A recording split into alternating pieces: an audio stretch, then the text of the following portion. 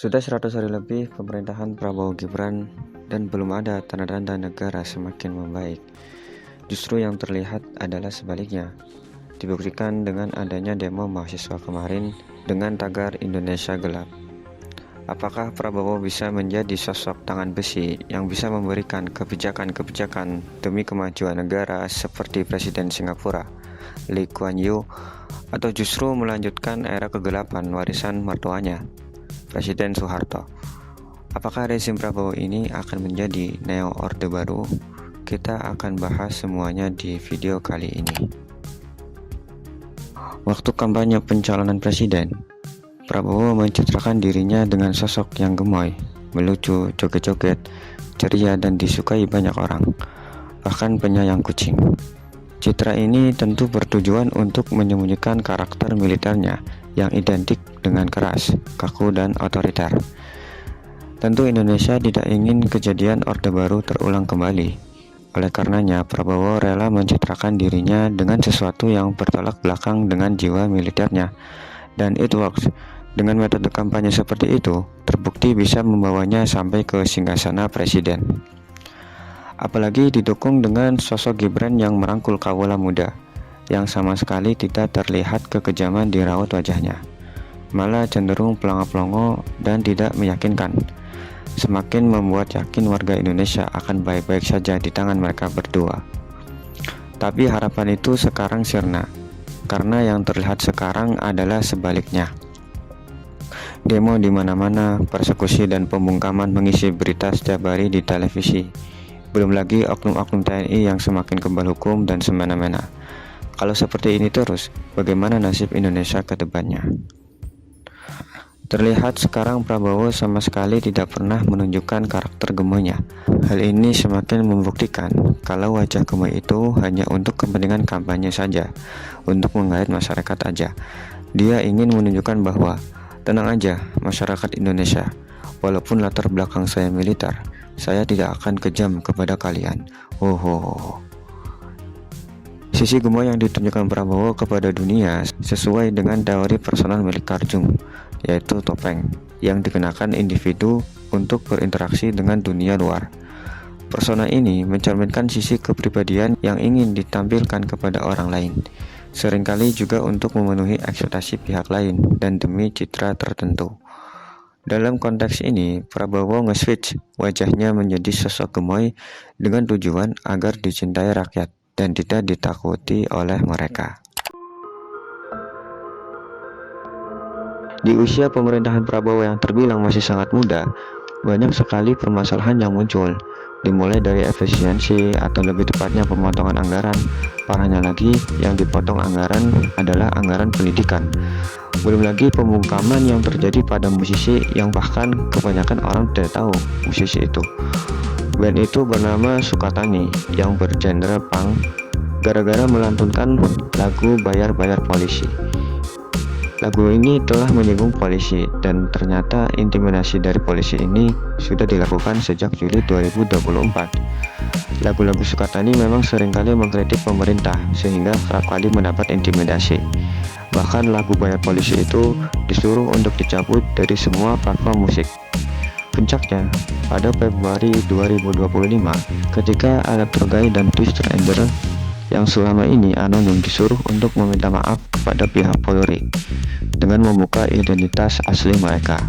Padahal selama ini mereka konser anonim menggunakan topeng. Ternyata pembungkaman seni bukan hanya berlaku untuk band Sukatani saja. Ada juga pemberhentian pementasan teater Payung Hitam pada tanggal 15 sampai 16 Februari 2025 karena akan mementaskan teater berjudul Wawancara dengan Mulyono di Studio Institut Seni Budaya Indonesia Bandung. Tapi terkendala beberapa hal teknis yang terlihat sangat sistematis dilakukan oleh pihak tertentu, dimulai dari pintu studio mendadak digembok saat akan pentas, sampai pencabutan baliho informasi pementasan yang dilakukan oleh pihak kampus dengan alasan dokumentasi.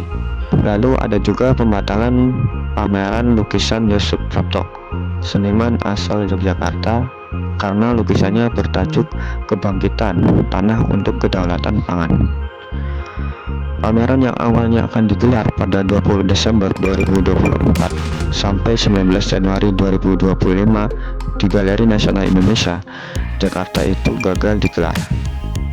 Is mengaku tidak bisa memasuki ruangan galeri tempat 30 karya lukisnya dipajang. Belum lagi pengunduran diri dari pihak kurator, Suwarno Wesa Trotomo, dengan alasan karya-karya Yos terlalu vulgar dan kurang mengandung metafora yang kuat. Setelah beberapa hari dalam ketidakpastian, akhirnya Yos menurunkan semua karyanya dan gagal digelar. Kasus lain yang menambah daftar panjang pembukaan ini terjadinya pembatalan pemutaran film Exile yang aslinya ditayangkan dalam acara nonton bareng di CGV Samarinda pada 22 Februari 2025. Namun sehari sebelum pemutaran, pihak CGV tiba-tiba membatalkan dengan alasan belum mendapatkan izin yang diperlukan. Padahal 146 tiket sudah terjual dan sudah membayar uang muka juga kepada pihak studio. Film ini padahal sudah tayang di kota-kota besar sebelumnya seperti Jakarta, Yogyakarta, dan Bali, bahkan mendapatkan penghargaan internasional. Wawan sebagai koordinator dari acara nobar ini menyatakan bahwa kebijakan ini menunjukkan adanya upaya pembatasan kebebasan berpendapat dan hak berekspresi dalam dunia perfilman. Dari sini sudah terlihat abuse of power yang digunakan oleh pihak polisi menandakan anti kritik dan semakin memperkuat bangkitnya kembali neo order baru yang sangat otoriter dan anti kritik.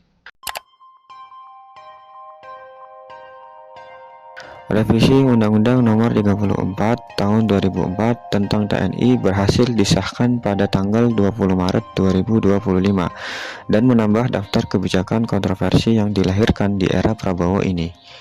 Bahkan secara tiba-tiba tanpa transparansi dan prosesnya sangat cepat. Hal ini tentu membuat khawatir beberapa pihak akan kembali lahirnya duifungsi TNI yang sudah capek-capek dibereskan oleh Gus Dur dan Megawati di era reformasi. Makanya kemarin demo besar-besaran pun meledak di depan gedung DPR. Setidaknya dari revisi undang-undang itu ada dua usulan yang bermasalah. Yang pertama, adanya perluasan jabatan sipil yang dapat diduduki oleh prajurit TNI aktif. Hal ini dapat dilihat dari penambahan frasa pada pasal 47 ayat 2, yaitu serta kementerian lembaga lain yang membutuhkan tenaga dan keahlian prajurit aktif sesuai dengan kebijakan Presiden. Pasal ini akan memberikan ruang lebar bagi TNI untuk masuk ke kementerian dan lembaga di luar 10 kementerian dan lembaga yang sudah ditetapkan di Undang-Undang TNI. Perubahan pasal ini sebenarnya juga sebagai bentuk legitimasi Prabowo yang telah melanggar undang-undang ini sejak awal pemerintahannya, yaitu dengan menempatkan Mayor Teddy sebagai Sekretaris Kabinet dan Majen TNI Novi Helmi sebagai Dirut Bulog.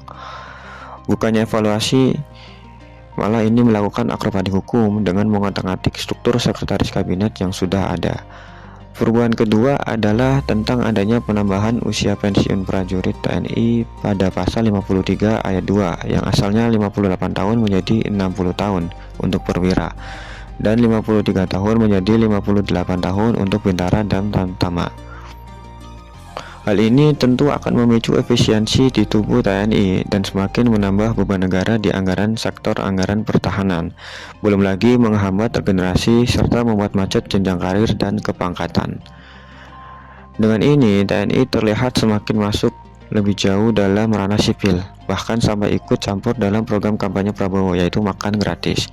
Padahal kan jelas tidak ada hubungannya sama sekali, karena seharusnya posisi TNI ini adalah menjaga pertahanan negara. Biarlah urusan makan gratis ini diurusi panitianya saja. Hal ini juga akan mengganggu kefokusan TNI dalam menjalankan tugas aslinya sehingga melemahkan pertahanan Indonesia. Bukan hanya itu aja, tapi juga beberapa posisi seperti distribusi gas LPG, ketahanan pangan, penjagaan kebun sawit, pelaksanaan proyek strategis nasional, serta penertiban dan penjagaan kawasan hutan, bahkan sampai pengelolaan ibadah haji. Sebenarnya praktek melebarnya fungsi TNI ini sudah ada sejak era Jokowi, namun dilegalkan baru di era Prabowo ini. Tentu hal ini jelas akan menambah keterlibatan TNI di ranah sipil dan semakin dekat dengan era Orde Baru.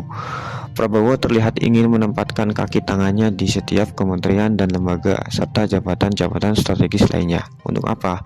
Tentu saja untuk melanggengkan kekuasaan.